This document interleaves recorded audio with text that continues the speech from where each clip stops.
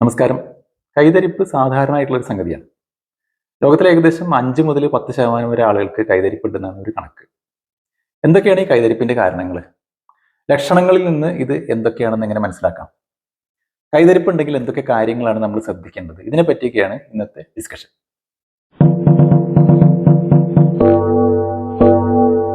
കൈതരിപ്പിന്റെ ഏറ്റവും പ്രധാനപ്പെട്ട കാരണമാണ് കാർപ്പൽ ടണൽ സിൻഡ്രോം, ചുരുക്കി CTS എന്ന് പറയും. കൈയിലേക്ക് വരുന്ന മീഡിയൻ നെർവ് എന്ന പ്രധാനപ്പെട്ട ഞരമ്പ് കണങ്കയിൽ നിരന്തരമായി അമങ്ങിപ്പോകുന്നതുകൊണ്ടുണ്ടാകുന്ന നീർക്കെട്ട്, അത് വന്ന് ഞരമ്പിന്റെ പ്രവർത്തനത്തിൽ ഉണ്ടാകുന്ന തകരാറാണ് CTSന്റെ അടിസ്ഥാന കാരണം. കണങ്കയിലൂടെ മീഡിയൻ നെർവ് പോകുന്ന ഇടുങ്ങിയ ടണൽ പോലെയുള്ള ഒരു വിടവിന് പറയുന്ന പേരാണ് കാർപ്പൽ ടണൽ. മുന്നിൽ മാർദ്ദവമുള്ള പാട പോലെയുള്ള കാർപ്പൽ ലിഗമെന്റും പിന്നിൽ കാർപ്പൽ ബോൺസ് എന്ന് വിളിക്കുന്ന ചില എല്ലുകളുമാണ് ഈ ടണലിന് ചുറ്റുള്ളത്. മീഡിയൻ നെർവിന് പുറമെ കയ്യിലെ മസിലുകളുടെ ഏതാനും ടെൻഡനുകളും ഈ കാർപ്പൽ ടണലിനുള്ളിലൂടെ കടന്നു പോകുന്നുണ്ട്.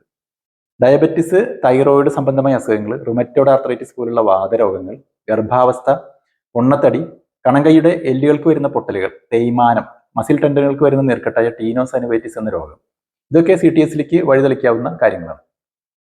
തുടർച്ചയായി കണങ്കയിന് ചലനം വന്നുകൊണ്ടിരിക്കുന്ന ജോലികൾ ചെയ്യുന്ന ആളുകൾക്ക് CTSന് സാധ്യത കൂടുതലായിരിക്കും. ഉദാഹരണമായി ടൈപ്പിംഗ് ജോലി ചെയ്യുന്നവർ, സ്ക്രൂ ഡ്രൈവർ, വൈബ്രേറ്റിംഗ് ടൂളുകൾ എന്നിവ കൂടുതലായി ഉപയോഗിക്കുന്നവർ, പെയിന്റിംഗ് ജോലി ചെയ്യുന്നവർ, തേപ്പ് പണി ചെയ്യുന്നവർ, അങ്ങനെയുള്ള ആളുകൾക്ക്. എന്തൊക്കെയാണ് CTSന്റെ പ്രധാന ലക്ഷണങ്ങൾ? കയ്യിൽ അനുഭവപ്പെടുന്ന ശക്തിയായ തരിപ്പ്, മരവിപ്പ്, ചുട്ടുനീറ്റം, വേദന, അങ്ങനെയുള്ള അസ്വസ്ഥതകളാണ് CTSന്റെ മുഖ്യ ലക്ഷണം. പ്രത്യേകിച്ച് ഈ 3 വിരലുകളിൽ, മീഡിയൻ നെർവ് സപ്ലൈ ചെയ്യുന്ന ഈ 3 വിരലുകളിലും പിന്നെ മോതിര വിരലിന്റെ പകുതിയിലുമാണ്. എന്നിരുന്നാലും പലപ്പോഴും കയ്യിൽ മൊത്തമായിട്ടും മുകളിലേക്കും ഒക്കെ അസ്വസ്ഥതകൾ അനുഭവപ്പെടാം. കയ്യിലും കണങ്കയിലും വേദനയും ഉണ്ടാവാം. വലത്തെ കൈയാണല്ലോ നമ്മൾ കൂടുതലായിട്ട് ഉപയോഗിക്കുക, അതുകൊണ്ട് അതിലായിരിക്കും ലക്ഷണങ്ങൾ കൂടുതലായി പ്രത്യക്ഷപ്പെടുക.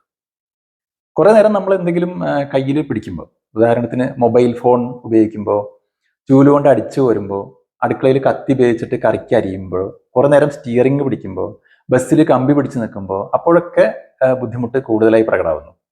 കണങ്കൈ മടങ്ങിയിരിക്കുന്ന അവസ്ഥയിലും രാത്രിയിലും ബുദ്ധിമുട്ട് കൂടുതലായി കാണപ്പെടുന്നു. പലർക്കും കൈവേദന മൂലം ഉറക്കത്തിൽ നിന്ന് എണീറ്റിരുന്ന് കൈ കുടയേണ്ട ഒരു അവസ്ഥ ഉണ്ടാവാറുണ്ട്. രോഗം കൂടുതൽ മൂർച്ഛിക്കുമ്പോൾ കൈവെള്ളയിലെ മസിലുകൾക്ക് ബലക്കുറവ് ഉണ്ടാവാം. കൈപ്പത്തിയിലെ തള്ളവിരലിനോട് ചേർന്നുള്ള മാംസപേശികൾ ചുരുങ്ങിപ്പോകാം. കയ്യിൽ പിടിക്കുന്ന സാധനങ്ങൾ വീണു പോകാം. ഇങ്ങനെയുള്ള കാര്യങ്ങളൊക്കെ ഉണ്ടാവാം. CTSന്റേത് എന്ന് സംശയിക്കുന്ന ലക്ഷണങ്ങൾ തുടങ്ങുമ്പോൾ തന്നെ ഒരു ന്യൂറോ ഡോക്ടറെ കാണിച്ചിട്ട് പരിശോധിക്കുന്നതാണ് ഏറ്റവും നല്ലത്. രോഗി പറയുന്ന ലക്ഷണങ്ങളിൽ നിന്നും പിന്നെ ഏതാനും ക്ലിനിക്കൽ ടെസ്റ്റുകളിൽ നിന്നും സംഭവം എന്താണെന്ന് ഡോക്ടർക്ക് ഏകദേശം ഒരു ഐഡിയ കിട്ടും. ഫാലൻസ് ടെസ്റ്റ് എന്ന് പറയുന്ന ഒരു ടെസ്റ്റിൽ രോഗിയുടെ കൈകൾ ഈ ഒരു പൊസിഷനിൽ അമർത്തി പിടിച്ചിരുന്നാൽ 1 മിനിറ്റിനുള്ളിൽ CTSന്റെ ലക്ഷണങ്ങൾ പ്രകടമാവുന്നതായിട്ട് കാണാം. കണങ്കൈയിൽ കാർപ്പൽ ടണലിന്റെ ഭാഗത്ത് വിരൽ കൊണ്ട് തട്ടുമ്പോൾ കൈവിരലുകളിൽ ഷോക്ക് അടിക്കുന്നത് പോലുള്ള അനുഭവം ഉണ്ടാവാം. ഇതിന് ടിനൽ സൈൻ എന്ന് പറയും. കാർപ്പൽ ടണൽ സിൻഡ്രോം ആണോ എന്ന് കൃത്യമായി മനസ്സിലാക്കാനുള്ള ഏറ്റവും പ്രധാനപ്പെട്ട ടെസ്റ്റാണ് NCS അഥവാ നെർവ് കണ്ടക്ഷൻ സ്റ്റഡി. ഇതെന്താണെന്ന് വിശദാക്കുന്ന ഒരു വീഡിയോ ഇതിനു മുമ്പേ ചെയ്തിട്ടുണ്ട്. നിങ്ങൾക്ക് വേണമെങ്കിൽ അത് കാണാവുന്നതാണ്. ലിങ്ക് മുകളിലിട്ടിട്ടുണ്ട്. ചില പ്രത്യേക സാഹചര്യങ്ങളിൽ വേണ്ടി വന്നാക്കുന്ന മറ്റ് ടെസ്റ്റുകളാണ് അൾട്രാസോണോഗ്രാം, MRI സ്കാൻ എന്നിങ്ങനെയുള്ള ടെസ്റ്റുകൾ. ഇനി എന്താണ് ട്രീറ്റ്മെന്റ്? 1. കൈയിന്റെ വിശ്രമം. തുടർച്ചയായി കൈത്തണ്ടയുടെ ചലനം വരുന്ന രീതിയിലുള്ള ജോലികൾ ഒഴിവാക്കുക അല്ലെങ്കിൽ കുറയ്ക്കുക എന്നുള്ളതാണ് ഏറ്റവും പ്രധാനപ്പെട്ട ഒരു മാർഗം. ഒരു റിസ്റ്റ് സ്പ്ലിന്റ് ഉപയോഗിച്ചിട്ട് റിസ്റ്റ് അഥവാ കണങ്കൈ ഒരു ന്യൂട്രൽ പൊസിഷനിൽ അധികം മടങ്ങിയോ മേലോട്ട് നിവർന്നോ ഇരിക്കാതെ മെയിൻറ്റെയിൻ ചെയ്യുക എന്നുള്ളതാണ് മറ്റൊരു മെത്തേഡ്. രാത്രി കിടക്കുമ്പോൾ തല കണങ്കൈക്ക് മീതെ വെച്ചിട്ട് കിടക്കരുത്. അത് രാത്രിയിൽ പ്രശ്നം കൂടുതൽ വഷളാക്കാൻ കാരണമാകും. 2. മരുന്നുകൾ. ഞരമ്പിന് നീർക്കെട്ട് കുറയ്ക്കാനുള്ള മരുന്നുകൾ കുറച്ച് നാളത്തേക്ക് കൊടുക്കേണ്ടി വരും. പിന്നെ തരിപ്പിനും മരവിപ്പിനും ചുട്ടുനീറ്റലിനുള്ള പ്രിഗാബാലിൻ, ഗബാപെന്റിൻ, അമിട്രിപ്റ്റിലിൻ എന്നിവയിലുള്ള ന്യൂറോപ്പതിക് മെഡിസിൻസ് സാധാരണയായി ഉപയോഗിക്കാറുണ്ട്. കുറച്ച് മാസത്തേക്ക് ഇത്തരം മരുന്നുകൾ കഴിക്കേണ്ടി വരും. 3. ഇഞ്ചക്ഷൻ. കണങ്കൈയിൽ അൾട്രാസൗണ്ട് ഗൈഡഡ് ആയിട്ട് സ്റ്റിറോയിഡ് ഇഞ്ചക്ഷൻ കൊടുക്കുന്നത് CTSന്റെ അസ്വസ്ഥതകൾ പെട്ടെന്ന് കുറയ്ക്കാൻ സഹായിക്കും. 4. സർജറി. CTSന്റെ അസ്വസ്ഥതകൾ മേൽപ്പറഞ്ഞ കാര്യങ്ങളൊക്കെ ചെയ്തു നോക്കിയിട്ടും കുറയുന്നില്ലെങ്കിൽ അല്ലെങ്കിൽ വിട്ടുപോകുന്നില്ലെങ്കിൽ പിന്നെ സർജറി ചെയ്യുന്നതാണ് നല്ലത്. അതുപോലെ തന്നെ നെർവ് കണ്ടക്ഷൻ സ്റ്റഡിയിൽ CTSന്റെ ഗ്രേഡ് അഥവാ കാഠിന്യം കൂടുതലാണെന്ന് കണ്ടാലും സർജറിയാണ് ഉത്തമം. CTS സർജറി എന്നുള്ളത് ഒരു മൈനർ സർജറിയാണ്, പേടിക്കേണ്ട കാര്യമൊന്നുമില്ല. കാർപ്പൽ ടണൽ റിലീസ് ആണ് ഇതിൽ ചെയ്യുന്നത്. അതായത് ട്രാൻസ്വേഴ്സ് കാർപ്പൽ ലിഗമെന്റ് കട്ട് ചെയ്ത് മീഡിയൻ നെർവിലുള്ള മർദ്ദവും നീർക്കെട്ടും കുറയ്ക്കുക എന്ന പ്രക്രിയ. ഓപ്പൺ സർജറി ആയിട്ടും കീഹോൾ സർജറി ആയിട്ടും ഇത് ചെയ്യാൻ കഴിയും. 95% ആളുകൾക്കും സർജറിയോടുകൂടി പ്രശ്നങ്ങൾ പൂർണ്ണമായി പരിഹരിക്കപ്പെടും. പിന്നെ വളരെ കുറച്ച് ആളുകൾക്ക് മാത്രം, ഒരു 5% താഴെ ആളുകൾക്ക് ചിലപ്പോൾ ബുദ്ധിമുട്ടുകൾ വീണ്ടും വരാം. അത് അപൂർവമാണ്. ഇനി CTS എന്ന് വിചാരിക്കുന്ന എല്ലാ കാര്യങ്ങളും CTS ആവണമെന്നില്ല. കഴുത്തിന്റെ എല്ല് തേയ്മാനം, സർവൈക്കൽ സ്പോണ്ടൈലോസിസ്, കഴുത്തിന്റെ ഡിസ്ക് പ്രശ്നങ്ങൾ, അപൂർവമായി കഴുത്തിലെ മുഴകൾ എന്നിവയ്ക്ക് മൂലം കയ്യിലേക്ക് വരുന്ന നെർവ് റൂട്ടുകൾക്ക് തകരാറ് വരാം. അപ്പോഴും CTSന് സമാനമായിട്ടുള്ള ലക്ഷണങ്ങൾ പ്രകടമായേക്കാം. കഴുത്തിലും കയ്യിലുള്ള കടച്ചില്, വേദന എന്നിവ മിക്കപ്പോഴും CTSലുള്ളതിനേക്കാളും കൂടുതലായിരിക്കും ഇതിലൊക്കെ എന്നുള്ളതാണ് ഒരു വ്യത്യാസം. കഴുത്തിൽ നിന്ന് താഴേക്ക് വരുന്ന ഞരമ്പുകൾ കൂടിച്ചേർന്നുണ്ടാകുന്ന ബ്രാക്കിയൽ പ്ലക്സസിന് തകരാറ് വന്നാലും ഇതുപോലുള്ള ലക്ഷണങ്ങൾ ഉണ്ടാവാറുണ്ട്. പിന്നെ കാർപ്പൽ ടണലിൽ അല്ലാതെ വേറെ എവിടെയെങ്കിലും, ഉദാഹരണത്തിന് കൈത്തണ്ടയിൽ അല്ലെങ്കിൽ കണങ്കൈന് മീതെ കയ്യിൽ വേറെ എവിടെയെങ്കിലും ആയിട്ട് മീഡിയൻ നെർവിന് കംപ്രഷൻ വന്നാലും CTSന് സമാനമായിട്ടുള്ള ലക്ഷണങ്ങൾ വരാം.